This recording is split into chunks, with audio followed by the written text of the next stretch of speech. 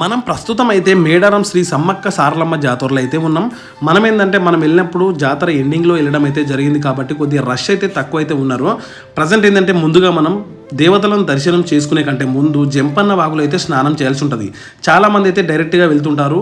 నిజంగా చెప్తున్నా, కానీ పుణ్యం కలగాలంటే జంపన్న వాగులో అయితే స్నానం తప్పనిసరి చేయాల్సిందే. స్నానం చేసిన తర్వాత అక్కడ నుంచి దర్శనానికి అయితే వెళ్ళాల్సి ఉంటుంది గైస్. మేమున్న ప్లేస్ నుంచి టెంపుల్కి అయితే సుమారుగా 2 km వరకు అయితే టెంపుల్ ఉంది డిస్టెన్స్. మనకేంటంటే జంపన్న వాగు 500 meters వరకు అయితే మనకు ఉంది. ఇక్కడ నుంచి నడుచుకుంటూ వెళ్ళి జంపన్న వాగులో స్నానం అయితే చేయడం జరిగింది. ముందుగా మనం వెళ్తుంటే ఆ షాప్స్ అయినా కూడా చాలా అద్భుతంగా అయితే అనిపిస్తాయి. మనకు ప్రతి ఒక్కటైతే దొరుకుతుంది గైస్, మనకి ఏం కావాలో దొరుకుతాయి. కాకపోతే ఏంటంటే కొంచెం రేట్లే ఎక్స్పెన్సివ్ అయితే ఉంటుంది. మేము ఇక్కడ షాంపూస్ సబ్బులు తీసుకుందాం చూస్తే మామూలు రేట్ లేదు. మనకు 10 రూపాయలు దొరికేది వాళ్ళు 40 రూపాయలు అయితే అమ్ముతుర్రు. చూసారు కదా ఎంత హెవీ రేట్లు అయితే అమ్ముతుర్రు అక్కడ జాతరలో. మీరు వీలైనంత వరకు అయితే మీకు ఏం కావాలో అక్కడ ఏమి ఉపయోగించుకుంటారో తప్పకుండా తీసుకొని అయితే వెళ్ళండి. అక్కడ రేట్లు మాత్రం చాలా ఎక్కువ అయితే ఉంటాయి, ఎక్స్పెన్సివ్ అయితే ఉంటాయి, గమనించండి గైస్.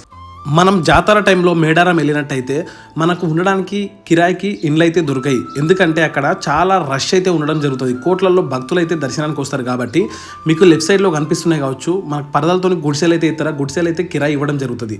వాటి కిరాయి కూడా చాలా ఎక్స్పెన్సివ్ అయితే ఉంటుంది. 1000 నుంచి 1100 వరకు అయితే ఛార్జ్ చేస్తారు జాతర సమయంలో. నార్మల్ టైంలో వెళ్ళినట్టయితే మనకు గుడి దగ్గరలో ఇండ్లు అయితే కిరాయికి అయితే దొరుకుతాయి.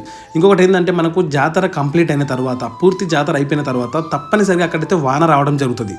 నిజంగా మీరు గమనించండి, జాతర అయిపోగానే ప్రతిసారి వాన అయితే వస్తుంది. దేవుడు ఉన్నాడనడానికి ఒక్క సాక్ష్యం చాలు గైస్. ఇంకొకటి ఏంటంటే మనం అక్కడ గుడిసెలు వేసుకొని అయితే చాలా మంది అయితే ఉంటారు. మామూలుగా ఆ చెట్ల మీద గుట్టల పైన మామూలుగా చెట్లలో కూడా ఉంటారు. అయినా కూడా పాములు తేలు అయితే కనిపించవు. అది కూడా దేవుని మహత్యం అయితే మనం భావించవచ్చు. ఇంకొక ముఖ్యమైన విషయం ఏమిటంటే చిన్నపిల్లలు పెద్దోళ్ళు అందరూ కలిసి అయితే ఉంటారు. అయినా కూడా ఎవరికైతే మ్యాక్సిమం ఏమైతే కాదు, అదైతే దేవుని మహత్యంగా మనం భావించవచ్చు. ఇంకొక ముఖ్యమైన విషయం ఏమిటంటే ఇక్కడ రేట్లు కూడా చాలా ఉంటాయని చెప్పిన, ప్రతి ఒక్కటి కూడా రేట్లు అయితే ఎక్కువనే ఉంటాయి. మనం ఏంటంటే మనకి ఏమేమైతే అవసరం ఉంటుందో అవన్నీ అయితే తీసుకెళ్ళండి మీరు వెళ్ళే ముందే, జాతరకి వెళ్ళే ముందే. ఇంకొకటి ఏంటంటే జాతర టైంలో వెళ్తే మాత్రం రద్దీ ఎక్కువ ఉంటారు, దర్శనానికి అయితే ఇబ్బంది అవుతుంది.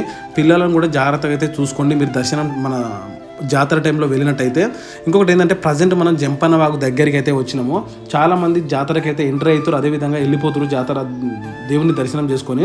మనం ఏంటంటే జంపన్న వాగుకు ఎంట్రీ కాగానే లెఫ్ట్ సైడ్ మనకు రైట్ సైడ్లో ఏంటంటే గుండు చేసుకునే వాళ్ళకు ఇక్కడ గుండు చేస్తుంటారు. మీరు ఒకవేళ గుండు చేసుకోవాలనుకుంటే ఫస్ట్ అయితే గుండు చేసుకోండి. గుండు చేసుకొని మనం వాగులో స్నానం అయితే ఆచరించి అక్కడ నుంచి మనం దర్శనానికి అయితే వెళ్ళాల్సి ఉంటుంది. మేము వెళ్ళినప్పుడు రద్దీ అయితే కొంచెం ఎక్కువనే ఉన్నారు, మరీ ఎక్కువైతే కాదు, నార్మల్గా అయితే ఉన్నారు. నార్మల్ టైంలో ఇంతమంది అయితే ఉంటారు, జాతర టైంలో అయితే ఇంతకంటే డబల్ అయితే ఉంటారు. చూసారు కదా ఇక్కడైతే గుండు చేసుకోవచ్చు, ఇక్కడ గుండు అయితే చేస్తున్నారు.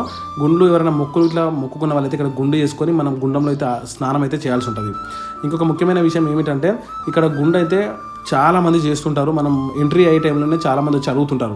ఇంకొకటి ఏంటంటే వాగులో దిగనికి భయపడతారు కాబట్టి వాగులోంచి నీళ్ళైతే ఇక్కడ పైపుల ద్వారా బయటికి అయితే మనకు ఇక్కడ రావడం అయితే జరుగుతుంది. ఇవి కూడా జాతర టైంలోనే ఉంటుంది, నార్మల్ టైంలో ఇవన్నీ అయితే అవైలబుల్గా ఉండవు. మనం మామూలుగా వాగులోకి వెళ్ళి స్నానం చేయాల్సి ఉంటుంది. నీళ్ళు కూడా జాతర టైంలో ఇన్ని ఎక్కువ ఉన్నాయి కానీ నార్మల్ టైంలో అంత ఎక్కువగా అయితే ఉండదు.